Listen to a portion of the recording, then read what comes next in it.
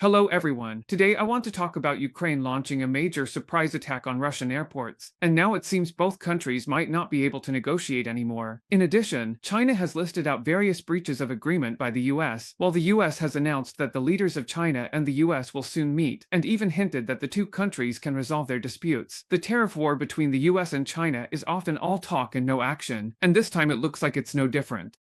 On May 30th, the mainland accused China of violating the Geneva Sino-U.S. agreement in the world media, and also said they wouldn't play the good guy anymore. But right after that, they changed their tune again, saying both sides would soon hold talks. On June 1st, White House Economic Council Director Hassett said on an American TV program that it's expected China and the U.S. will hold talks on tariffs this week. Hassett said he wasn't sure about the exact date of the talks, but he expected that both sides had shown a willingness to negotiate. Right now, China and the US are in talks every day. The team of US Trade Representative Greer and the Chinese team are communicating daily, trying to make progress on arranging the talks. On the same day, US Treasury Secretary Becenta also said he believed President Trump would soon have a phone call with Chinese President Xi Jinping to resolve trade issues, including the key steel and aluminum disputes. During an interview with Columbia Broadcasting on June 1st, Becenta said that China had not sold certain steel products to the US as agreed, which could be due to a system failure on the Chinese side, or it might have been done deliberately. He also said that China had blocked the export of key steel products from the industrial supply chains of India and Europe, which is not something a reliable partner should do. Becenta believes that after Trump speaks with Xi Jinping, the related issues will be resolved. It is clear that the US is accusing China of breaching the agreement because China has not granted export licenses for rare earths to American civilian companies. However, at the same time, China is also accusing the US of breaching the agreement. On June 2nd, a Chinese Ministry of Commerce spokesperson gave a more detailed explanation. The Ministry of Commerce's website released the news as a spokesperson answered reporters' questions about recent U.S. remarks. The ministry first quoted a reporter. Recently, the U.S. has claimed that China violated the consensus reached during the Sino-Japanese Geneva economic and trade negotiations. What is the ministry's comment on this? The Ministry of Commerce responded that China has taken note of the situation. After the joint statement of the Sino-U.S. Geneva economic and trade talks was released by both sides on May 12, China, in accordance with the consensus reached in the joint statement, canceled or suspended relevant tariff and non-tariff measures that were imposed on the U.S. as reciprocal countermeasures. China has taken a responsible attitude, handled the matter seriously, strictly implemented the agreement, and actively upheld the consensus of the Geneva economic and trade talks. China is firm in safeguarding its rights and interests and sincere in implementing the consensus. In contrast, after the Geneva economic and trade talks, the United States introduced several discriminatory restrictive measures against China, including issuing export control guidelines on AI chips, halting the sale of chip design software EDA to China, and announcing the revocation of visas for Chinese students, among others.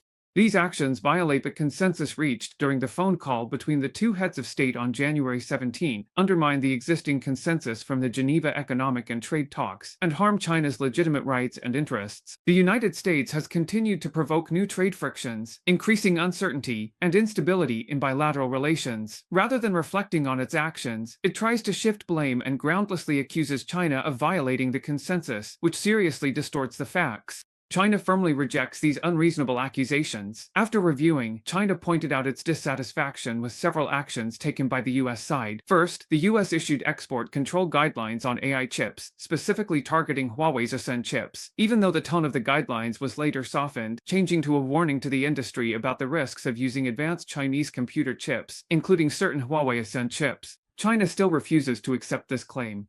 Second, the U.S. has stopped selling chip design software, namely EDA, to China. Third, the U.S. has announced the revocation of visas for Chinese students. On May 28, U.S. Secretary of State Rubio said that this measure would cover Chinese students who are connected to the Chinese Communist Party or are studying in critical fields. But later, Trump seemed to want to cool things down. 2 days later, on May 30th, when asked about this matter, he said Chinese students would be fine and everything would turn out all right. We just want to get to know the situation of each student, and this applies to all universities. This time, the Chinese Ministry of Commerce specifically named these 3 U.S. actions, clearly showing strong dissatisfaction. The ministry even said these moves seriously violate the consensus reached by the 2 heads of state during their January 17 phone call. So, what exactly was the consensus that day? According to the Chinese side's announcement, the consensus reached at the January 17 meeting between the Chinese and U.S. presidents included leaders agreeing to establish a strategic communication channel and maintain regular contact on major issues of mutual concern. It's likely that before the U.S. took these actions that harm China, they did not inform China through the China-U.S. strategic communication channel. Seeing the U.S. escalating and continuously rolling out measures targeting China, it's only normal for China to refuse to grant export licenses for Sumiki Island. If you've already done things on the first, second, and third day, then there's no reason to stop me from doing something on the 15th.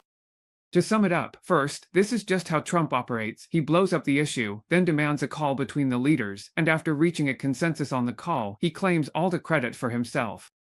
Trump posting that China broke the deal is just another example of what the Financial Times described as a taco deal, meaning Trump always goes for a quit, kill the deal approach. Second, since it's mainly the US constantly playing games, these China-US disagreements aren't actually that hard to resolve. As long as the US wants to settle things quickly, it can be done. In addition, on the eve of the second round of Russia-Ukraine talks, Ukraine launched a major attack on key facilities inside Russian territory. On June 1st, Russian Foreign Minister Lavrov had a phone call with U.S. Secretary of State Rubio. They discussed the upcoming negotiations between Russia and Ukraine in Istanbul, as well as Ukraine's recent attacks on Russian territory.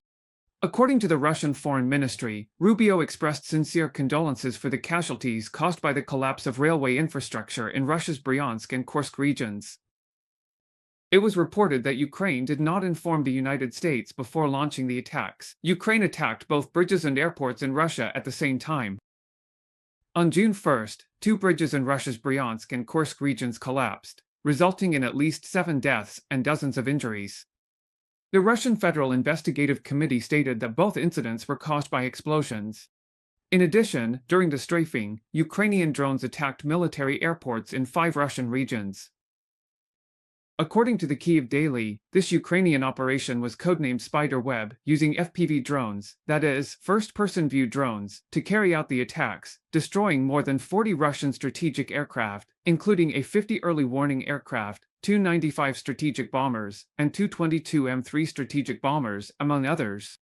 Some of the Russian airports that were attacked are actually very far from both borders. For example, the Belaya Air Base in Irkutsk Oblast, which is located in eastern Siberia, Russia, is more than 4,000 kilometers away from Ukraine, and this was also the first time it was hit by a drone attack. Ukrainian drones can't launch attacks on these airports directly from Ukrainian territory.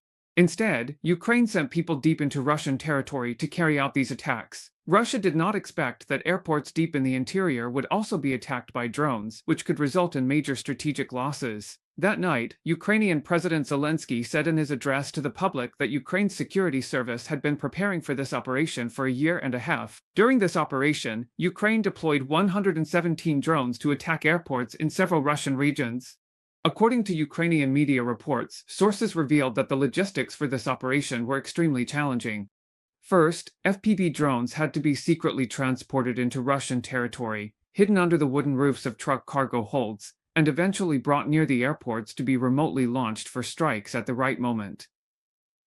When Ukrainian special forces launched drone airstrikes on 4 Russian military airports, they successfully targeted high-value aircraft such as Russian strategic bombers.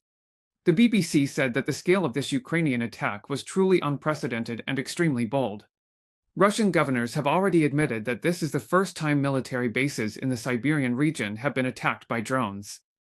Kyiv's Trobus said that for a long time, Ukraine has struggled to strike the Russian bombers used to launch missile attacks on Ukrainian cities, because Russia mainly deploys these bombers outside the range of Ukrainian weapons.